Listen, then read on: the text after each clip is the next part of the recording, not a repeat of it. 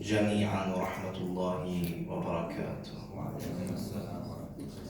Allah subhanahu wa ta'ala states regards to this holy book, the Holy Qur'an, that it guides to the most upright path. That mankind is at loss without the use of the manual of Allah subhanahu wa ta'ala, the divine instructions taught via the words of Allah subhanahu wa ta'ala to His creation. And you find that even though the Holy Qur'an was sent and revealed to the Holy Prophet over 1,400 years ago, every time we open the pages of the Qur'an, it seems as if it's a very new and relevant book. No ordinary book, fresh, as if it's speaking to me today, as if the words of advice are for someone who is in need of it right now, as if it has been up to date, upgraded, just for this time and age. And you find that is the common pattern and theme every generation.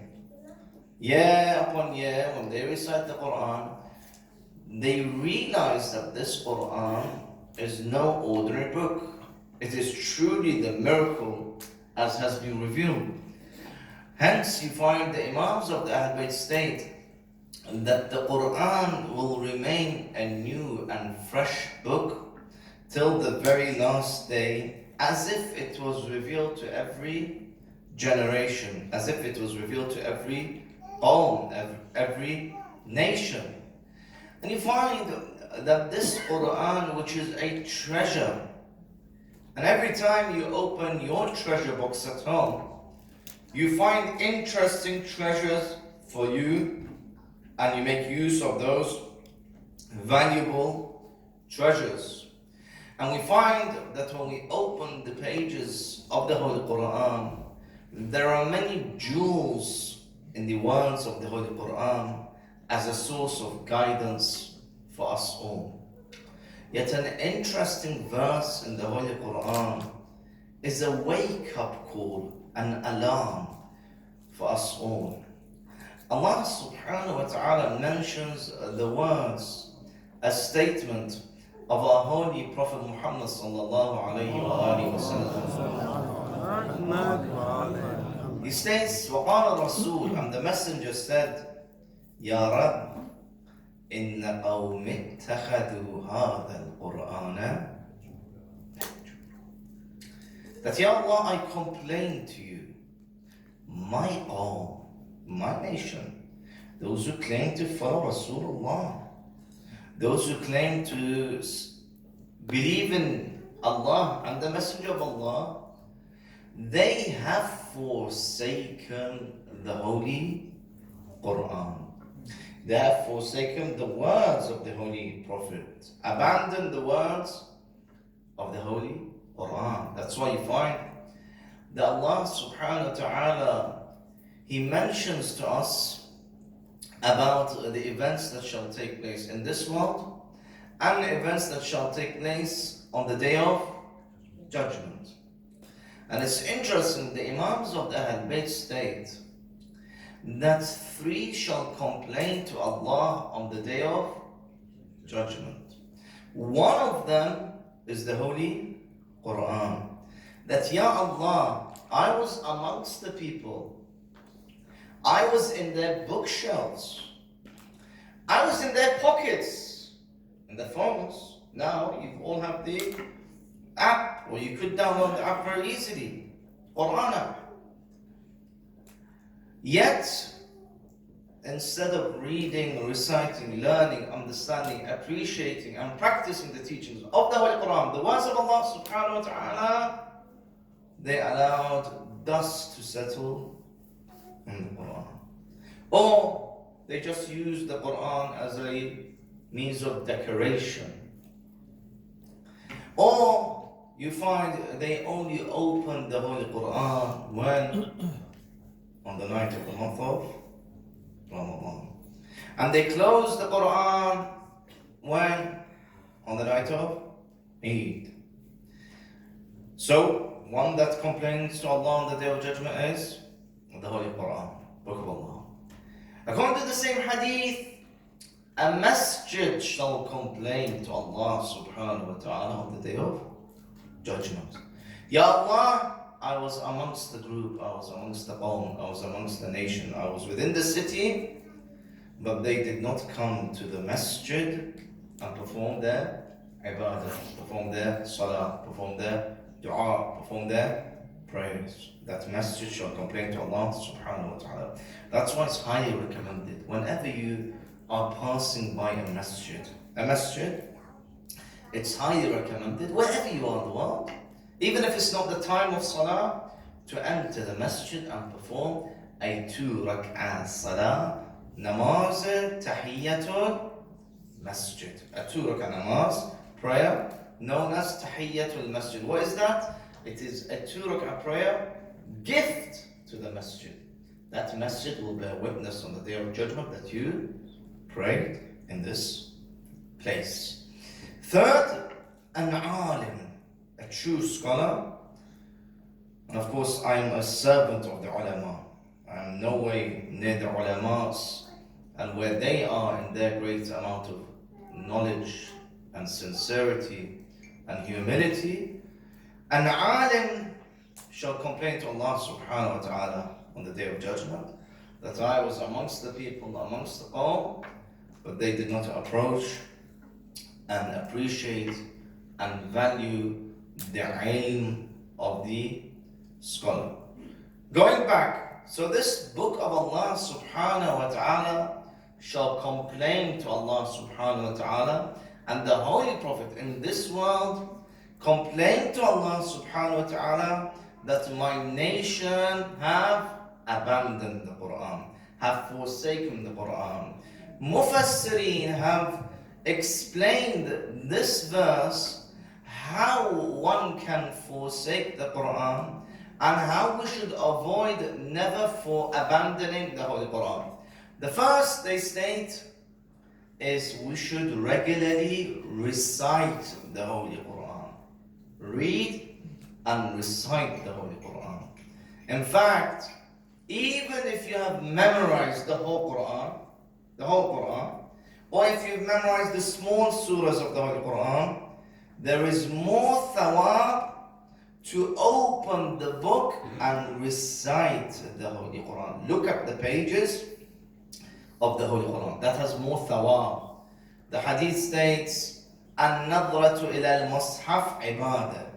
Just to look at the Holy Qur'an, the pages of the Qur'an, is a form of ibadah.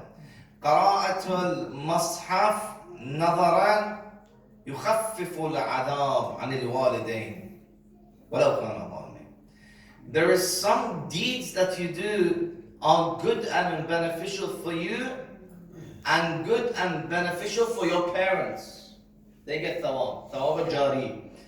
This recitation of the Holy Qur'an, the hadith states, it is beneficial for you. You get thawab, and your parents get thawab, and it reduces their torment in the qabr. The question in the qabr, وَلَوْ كَانَ ظَالِمِينَ, even if they may be corrupt individuals, because of you giving them the thawab into that last stage in their life, from this world to the akhirah. Or you find the hadith states, قراءة القرآن, recitation of the Qur'an, كفارة للذنوب وستر من النار. Recitation of the Holy Qur'an, it is such a great deed that it emancipates your greater sins. وستر من النار, and is a protection from the hell fire. Moving on, number one, recitation of the Holy Qur'an, so that we don't abandon the Qur'an. Number two, learning the Holy Qur'an. Learning the Qur'an, whether it's memorizing or learning the principal lessons of the Holy Qur'an.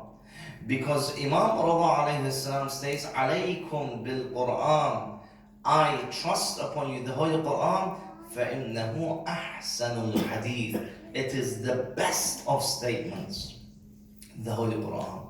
Also he states that do not take anything over in guidance other than the words from the Holy Qur'an.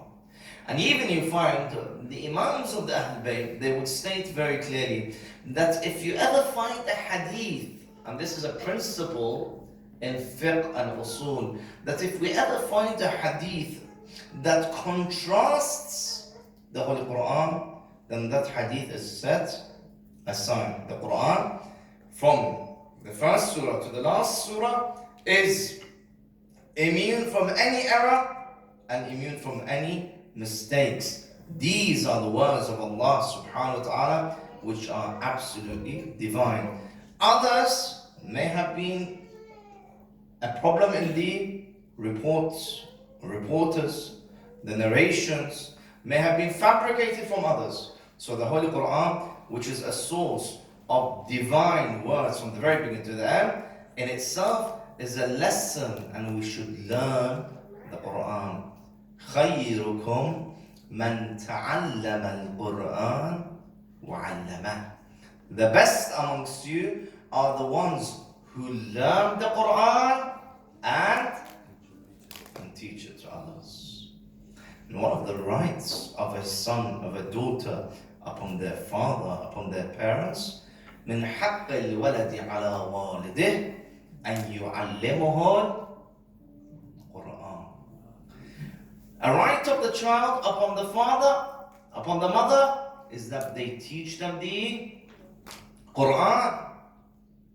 That's one of the first lessons that parents should instill in their sons and daughters, is the importance of Qur'an, recitation of Qur'an, chapters in the Holy Qur'an. And sometimes we find that our young children are learning various nursery rhymes and various poems, and when it comes to Qur'an, surahs of the Qur'an, they are struggling. You go to the hairdressers, the baby is reciting this.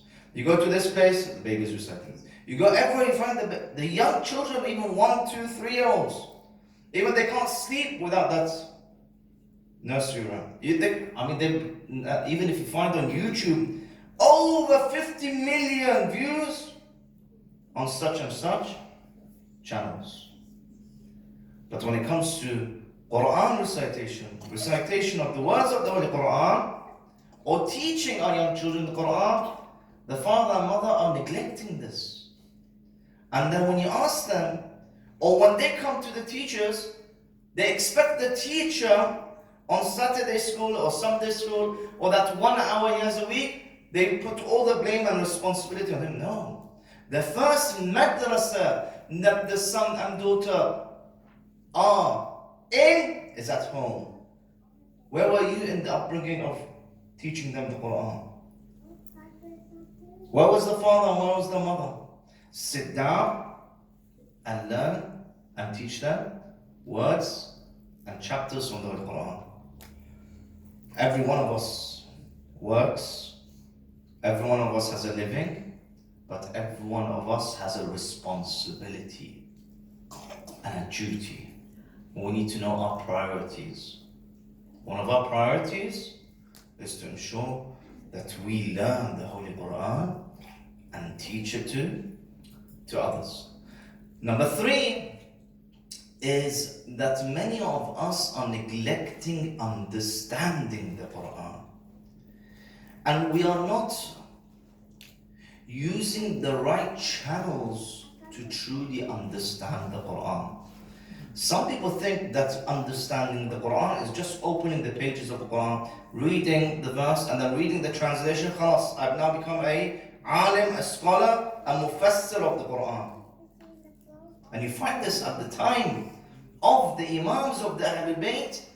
Even the other scholars, they knew themselves that they were struggling themselves to understand fully well the various verses in the Holy Quran without having the divine Imam Allah subhanahu wa ta'ala, the Imam appointed by Allah subhanahu wa ta'ala on the earth, Hujjatullah fi ardi, who was the walking Qur'an, who was able to give the full true understanding and commentary of the Qur'an. I give an example. During the time of the ninth Imam, Imam Muhammad al-Jawad, there was a debate amongst the Mufassirin about this verse, that the punishment of the theft, the crime of theft, is to cut the hands.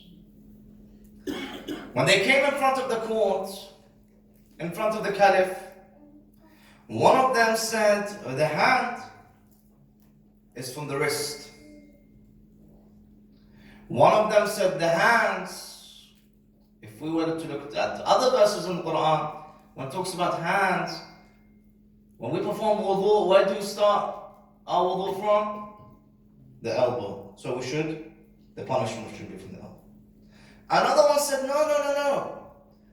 Hands, it can be all the way from the finger to the shoulder. So from the shoulder we will enforce the punishment.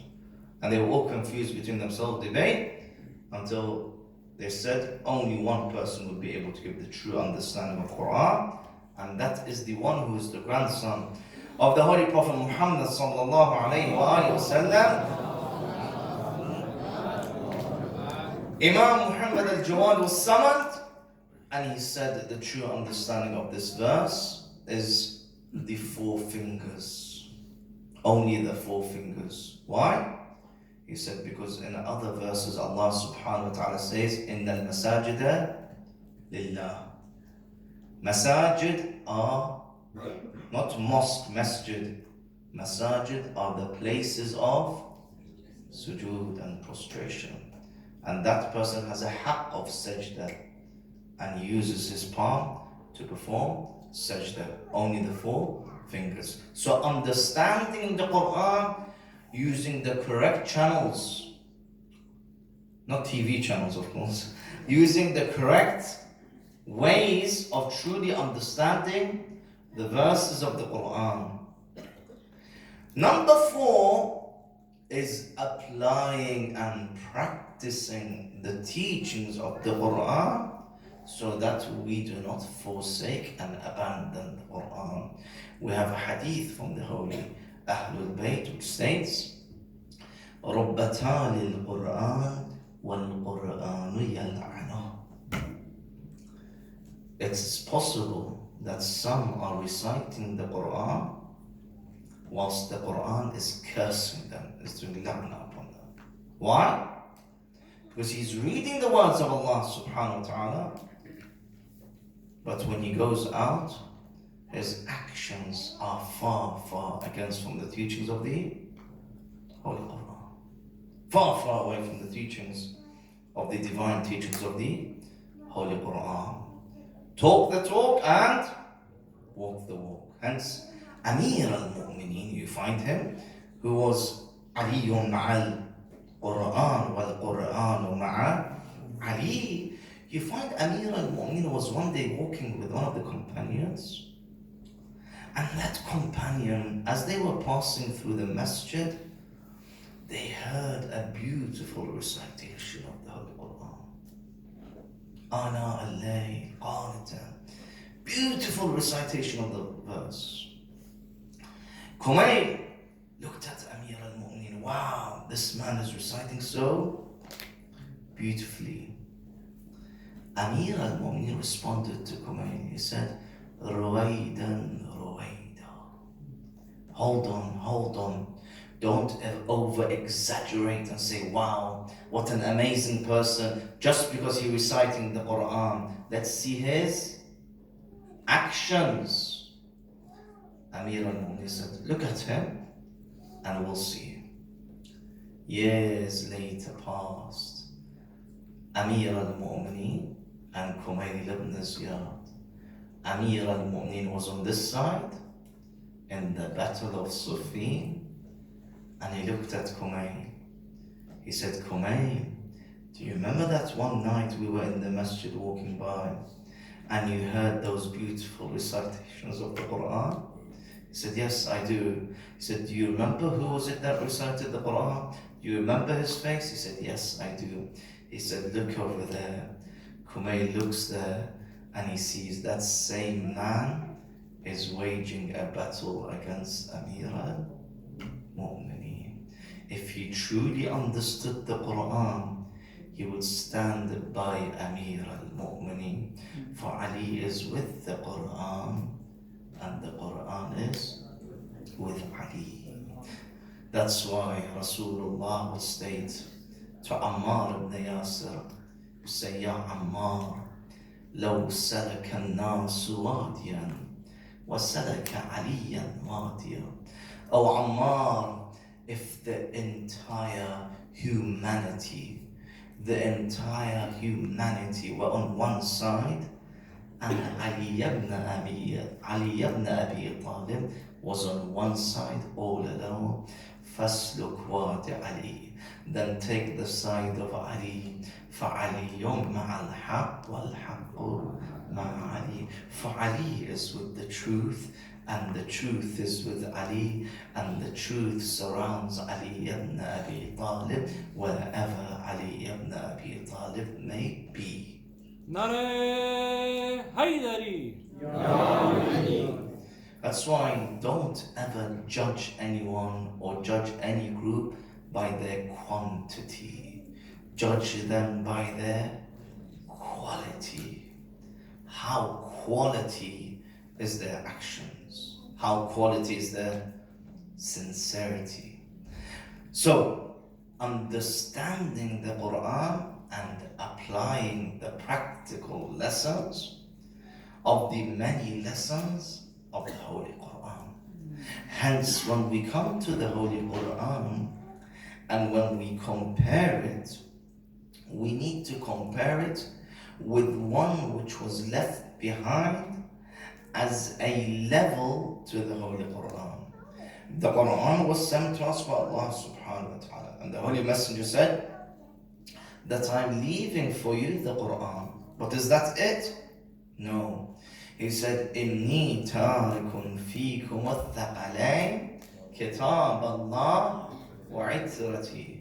I leave behind you two valuable ornaments, two jewels.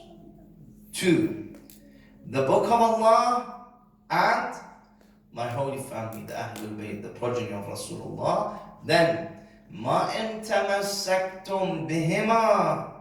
If you were to attach to one of them, both of them, there is a guarantee. لَن تَضِلُّوا بَعْدِي أَبَدًا. If you attach to both of them, there is a guarantee you shall never go astray. My guide in my life should be the Qur'an and the Ahlul Bayt. Don't say, but I saw this person do this, so I'll do this. No. Ask yourself, are these the teachings of the Qur'an, the actions and habits of the Ahlul Bayt, or would they be pleased if I would perform them? Or if they were here, would they perform such and such? Hence you find our beloved Imam, who in the last many days we are remembering, throughout his life he was accustomed and he was always not just reciting, not just learning, not just applying, not just understanding, not just acting upon the Qur'an, but throughout his life it was as if he was a walking Qur'an. Who? All of the Ahlul Bayt.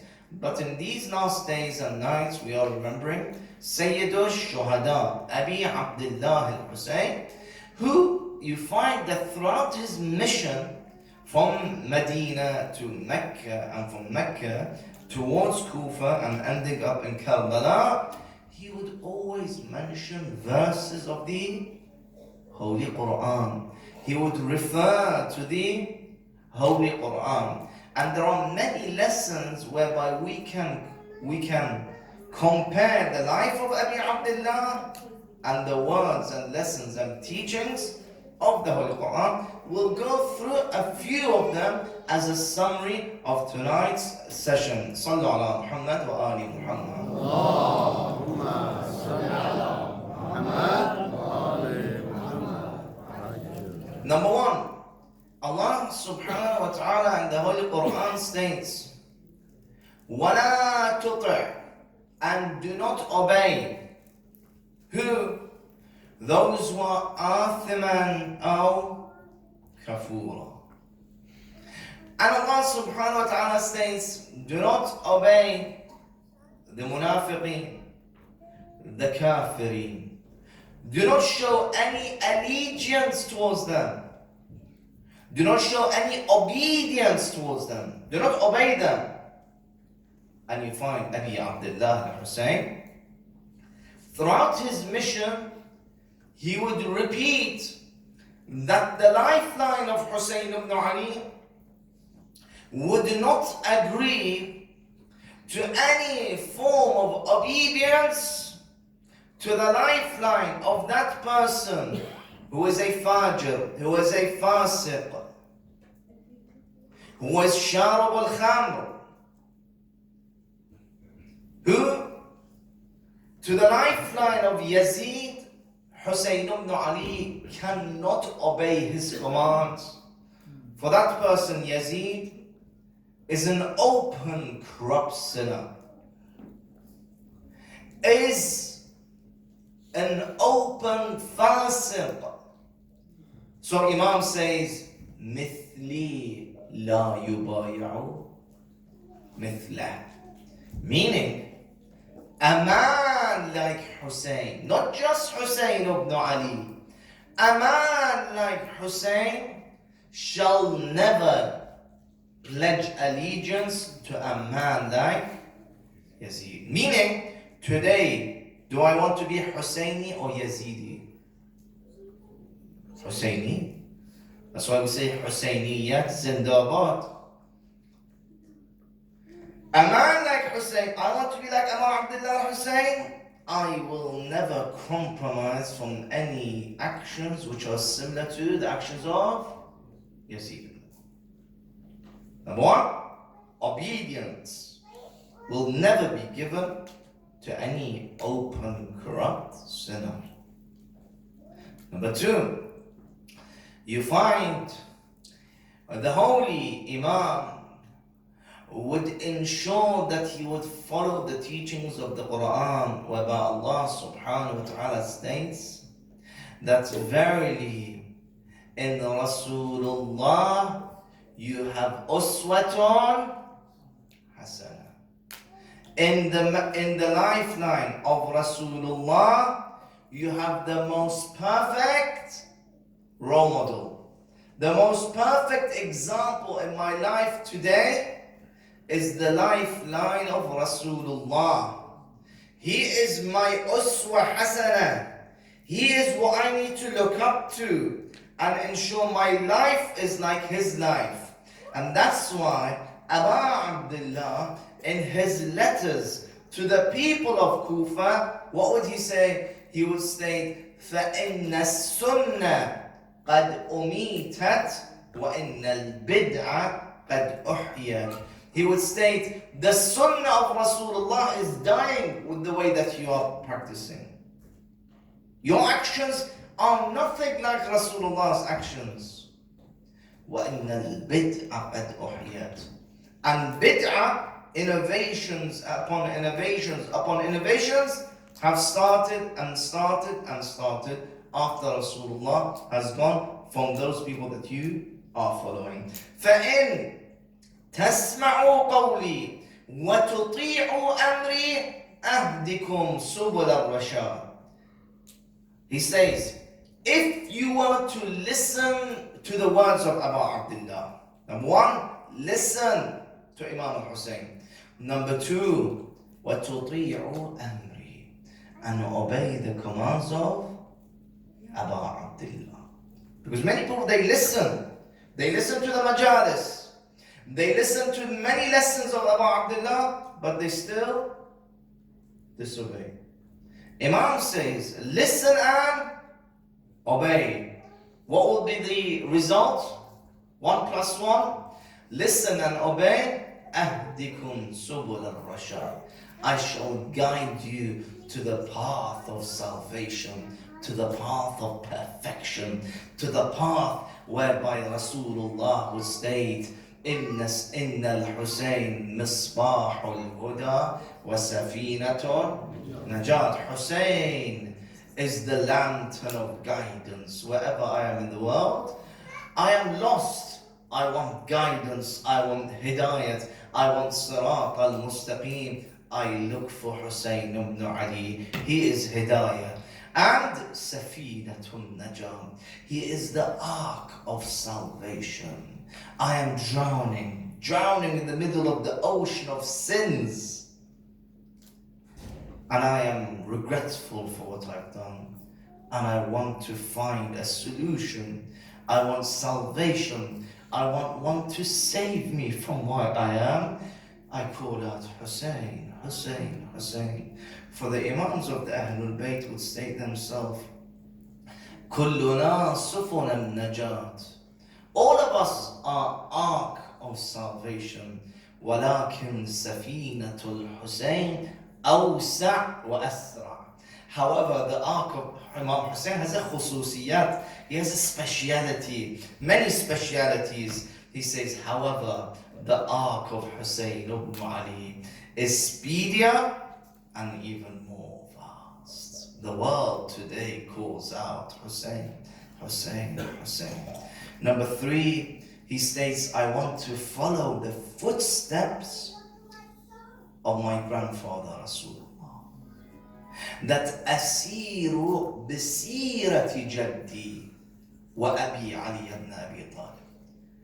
And this is something important.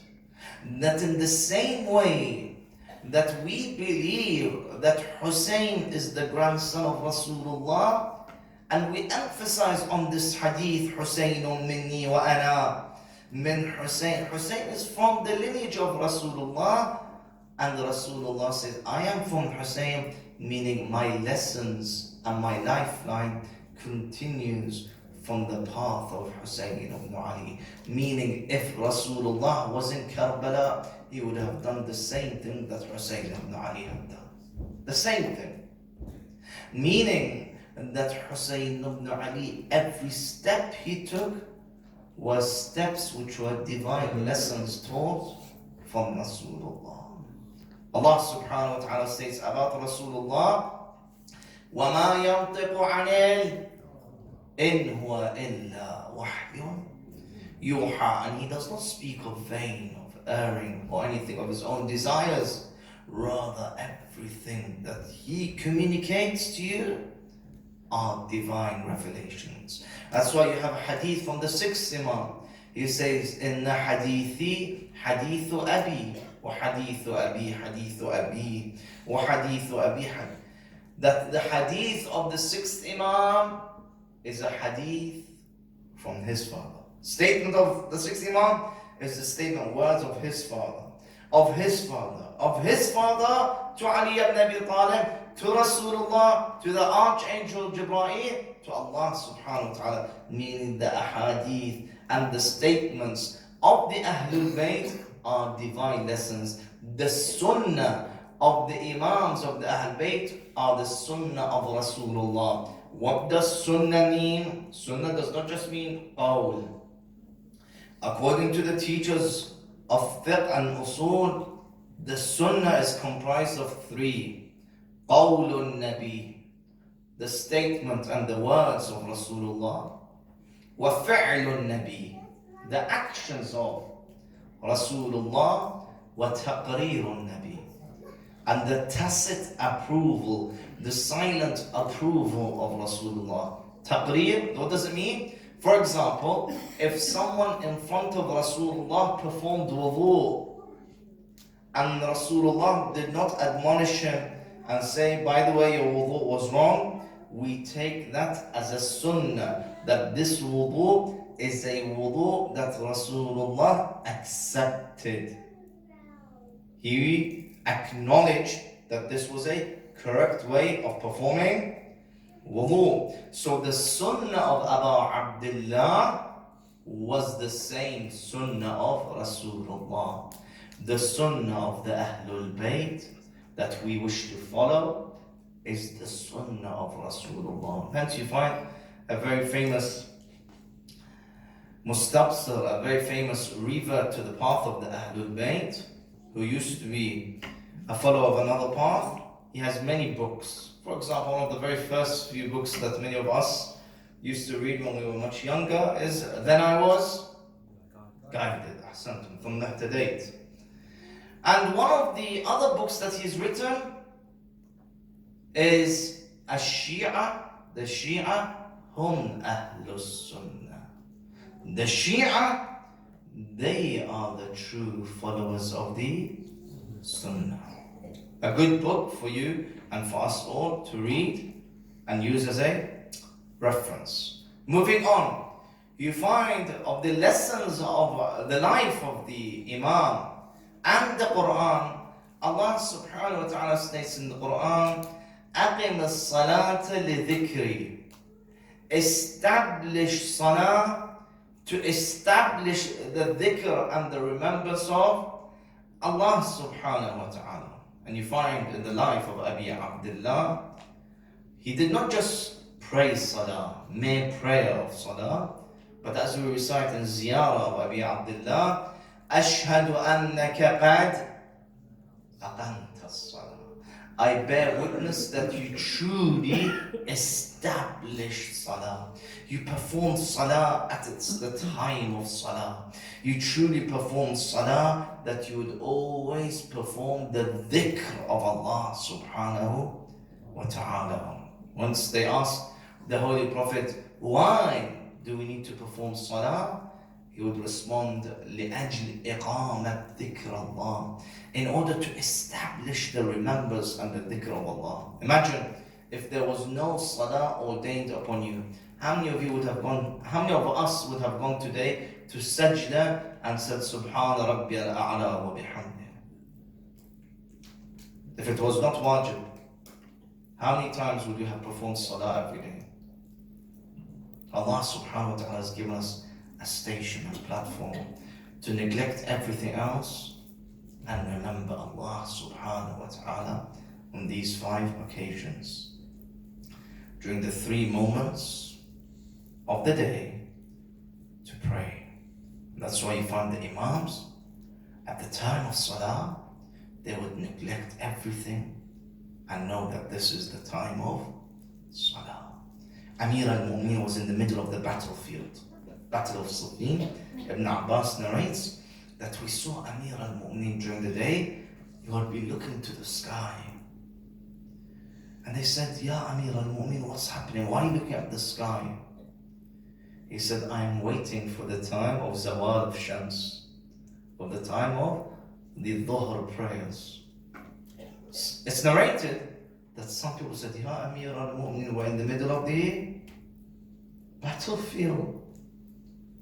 We're in the middle of the war. And in today's layman's term, we're in the middle of the PlayStation. We're in the middle of Fortnite. We're in the middle of this. We're in the middle of watching Match of the Day. We're in the middle of this. It can wait in a few hours. Amir al-Mu'min responded, لأجل ذلك نقاتلهم لأجل إقامة ذكر الله إقامة الصلاة. The whole reason we are here in this battlefield is for us to establish salah.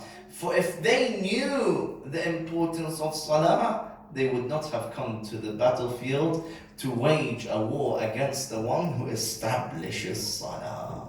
To the one who says when he is struck in the head in the mihrab of salah, the first and foremost thing he will say, Bismillah wa billah, and he will say, Fuztu wa rabbil Kaaba. That my greatest victory is in this position, in the position of salah, in the position of remembrance of Allah subhanahu wa ta'ala.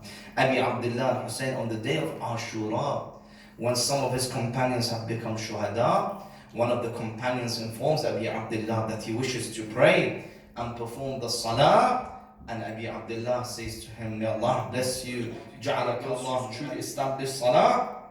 And they stand behind Abu Abdullah and perform salah, the last salah of Jama'ah. Behind Abi Abdullah, two companions, they stand in front of the Imam and the companions, protecting them from the arrows, shielding the Imam of their time from the arrows that were being sent towards the Imam of the Ahlul Bayt and to the one who was performing salah. When one of them becomes a shaheed at the moment of his shahada after the salah of Imam, Imam comes to them. The first thing this companion asks Abi Abdullah at the time of his death, and I hope we can sincerely have this question and have the positive answer at our moment of death, when inshallah the Imam of our time comes to our moment of death and is pleased with us. He asked one question. He said, Awafayt ya ibn Rasulillah. Was I loyal to you, O grandson of Rasulullah? He's standing there, arrows and arrows striking him. And he asks one question, was I loyal to you? Are we loyal to the Imam of our time today? Or do we betray him day in, day out? Number 5, the love the Imam had for Allah subhanahu wa ta'ala, that he would perform everything for the sake of Allah. رضا لرضاك لا معبود سواك. My Allah, my Lord, all of my life and my death is for you. إن صلاتي ونسكي ومحياي ومماتي لله رب العالمين, as mentioned by the Prophet in the Holy Qur'an. Prophet Ibrahim and all the prophets, all their life and death was for Allah. Allah subhanahu wa ta'ala, when he mentions about the Ahl Bayt, Imam Hussein being amongst them, he says, وَيُطْعَمُونَ الطَّعَامَ عَلَى حُبِّهِ, and they gave away that ta'am out of love for the sake of Allah. These words of poetry are words that would be rippling throughout and roaming out aloud, that Ilahi Abu Abdullah, after all of the companions have become shaheed and his family members have become shaheed, and he becomes a qurbani, he becomes a sacrifice for the sake of Allah. These words would ripple out, Ilahi taraktul al-ard darran fi hawaka. My Lord, I am leaving this world just for your sake. وَأَيْتَمْتُ الْعِيَالَ كَيْ أَرَاكَ. And my children, these young children, have become orphan just for your sake, Ya Allah. فَإِنْ قَطَّعْتَنِي. And if my heart and my body was ripped into pieces, and my heart remains, لَمَا نَالَ الْفُؤَادُ إِلَىٰ سِوَاكَ. This heart of Hussein ibn Ali shall yearn for no one other than for your sake. The life and death of Hussein was just for the sake of Allah. And you find that in the life of those who surrounded him, when they're asked, Bibi Zainab, Sayyidah Zainab, our aunt, how was it for you to go through all these masa'ib, musiba upon musiba, tragedy upon tragedy? What did she respond? Ma ra'aytu illa jamila. Nothing I saw except that it was beauty, when you find when they would respond about every sacrifice they gave for the sake and love of Allah, they would state, Ilahi, in kana hada yurdik, fakhudh hatta tarda. Oh Allah, if this qurbani, if this sacrifice for your sake, for your love pleases you, then Ya Allah, take as much as you are pleased with. Hussein's life was for the sake of Allah. The Ahlul Bayt's life was all for the sake of Allah. On this night, the last night that we are here at your service, Dar Khadim, this Khadim of yours, when I was thinking of a musibah to remember, and I was thinking of which grief for us to remember, I was remembering a musibah which is a tragic musibah. A musibah that Imam Hussein himself was shedding tears and crying for. A musibah whereby just few moments after the departure of Rasulullah from this world, one who was so close to Rasulullah, one who was known as Abiha, one who was known Sayyid al-Nisa al-Alameen, one who was known as Zawjat Amir al-Mu'mineen, one who was known as al-Hassan wal-Hussein. She was the beacon of light.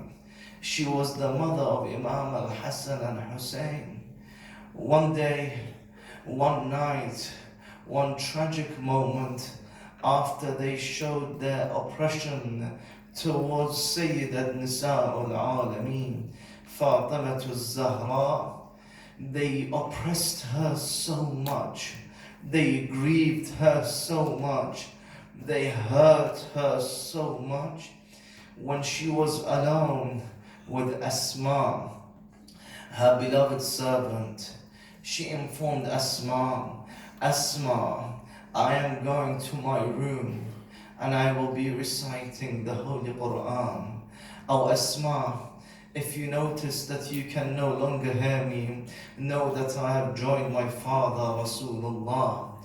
Asma says, Fatimah al-Zahra, Sayyidat Nisa al-Alameen, went to her room. She was reciting the words from the Holy Qur'an. Moments later, I noticed there was a silence and I would not be able to hear the words of our beloved Fatima. At that moment, there was a knock on the door. Who is it? I opened the door. I saw it was the young two sons of Fatima al-Zahra, Hassan and Hussein. They looked at me and said, Oh Asma, Aina Ummana Fatima? Where is our mother Fatima al-Zahra? Asma said, I did not want to say that your mother's become a shaheeda. I said, your mother is tired. Your mother is no longer here at this moment. She's not here in this room. They said, Oh Asma, our mother always wishes to see us. Our mother always loves to see us. Our mother is always happy to see her. They enter the room and they see their mother has become a shaheeda. Imam Hassan to one side, Imam Hussein to another. Ummah, kallimini. Mother, speak to me. It's your son Hassan. Mother, speak to me. It's your son Hussein. They rushed towards the Masjid of Medina, tears pouring down their cheeks, crying and shedding tears.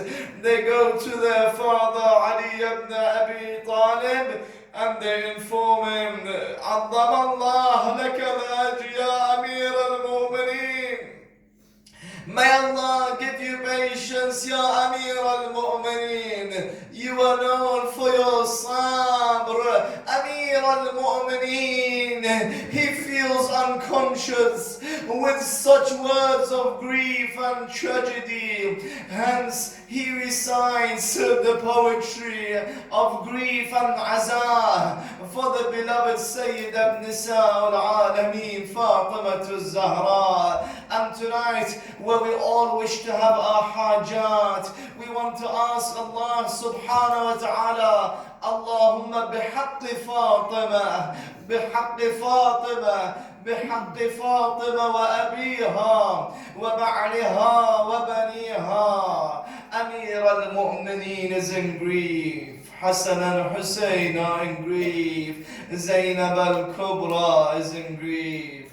Since these are the words that I would like to narrate, words on behalf of Amir al-Mu'mineen. Ya Ali, Ya Fatima al-Zahra.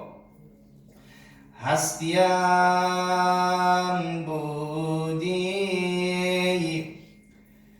رفتی از دستم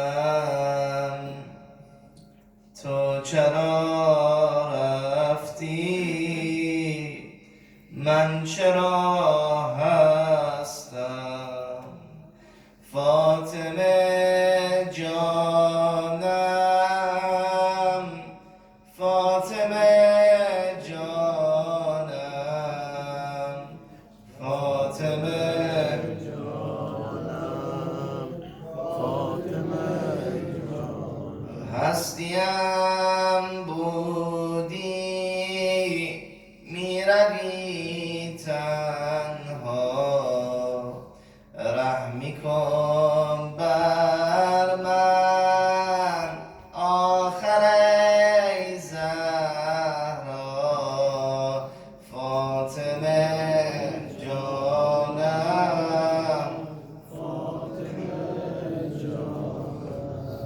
از کفم رفتی ای امید دل زندگی بی تو شد به من مشکل فاطمه جانم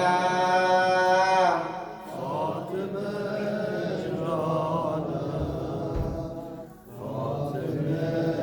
جانم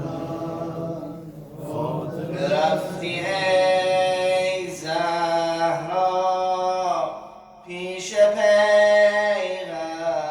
پیغمبر علی تنها گشته تنها فاطمه جانم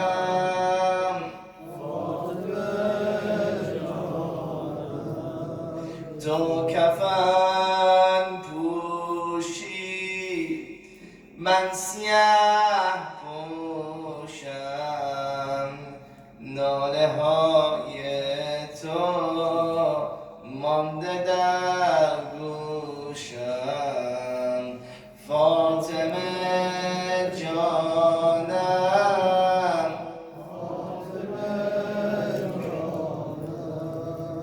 فاطمه جانم اما لا يومك يومك يا أبا عبد الله. On such a tragic day, the day of Ashura, the land of Karbala, everyone would call out, Ya Hussein, Ya Hussein, Ya